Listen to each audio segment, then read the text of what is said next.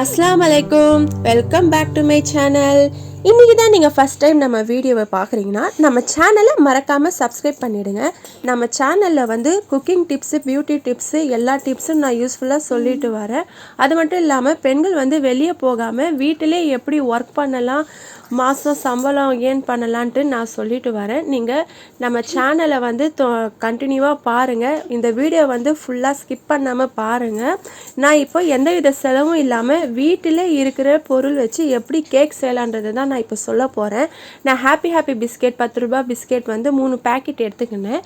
இந்த packet 3 packet எடுத்து நான் ஒரு ஜாரில் எடுத்து போட்டுக்கினேன். இந்த ஜாரில் வந்து ஜார் வந்து ஈரமாக இருக்கக்கூடாது, காஞ்சி இருக்கணும். அப்போ தான் நம்மளுக்கு வந்து பவுடர் மாதிரி வரும் இந்த தூள். நான் வந்து பிஸ்கட் கூட ஒரு ஸ்பூன் சர்க்கரை வந்து ஆட் பண்ணி இந்த மாதிரி அரைச்சி எடுத்துகிட்டு வந்துட்டேன். ஜார் வந்து ஈரமாக இருந்ததுன்னா இந்த மாதிரி பவுடர் மாதிரி வராது. அதனால் ஈரம் இல்லாமல் காஞ்சதாக எடுத்து அரைச்சிக்குங்க.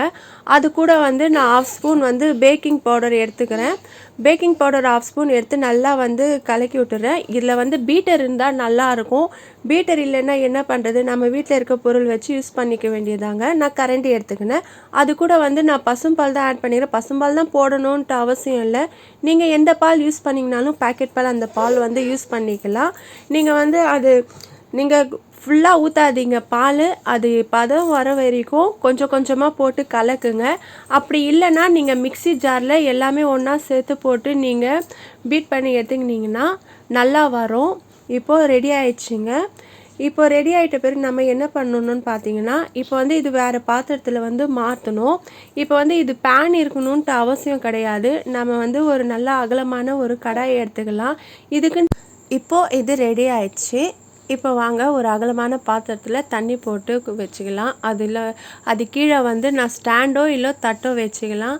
அதுக்கு மேலே வந்து நம்ம இதை வச்சு நம்ம சிம்மில் வைக்கணும், லோ ஃப்ளேமில் வைக்கணுங்க. 45 நிமிஷம் கழித்து பார்த்தோன்னா நம்மளுக்கு வந்து சூப்பராக ஸ்பாஞ்ச் கேக்கு ரெடி ஆயிடுச்சுங்க. இந்த கேக்கு இது பார்க்குறதுக்கே சூப்பராக இருக்குது. இது வந்து கொஞ்சம் ஆற விட்டு எடுங்க, அப்போ தான் நல்லா வரும்.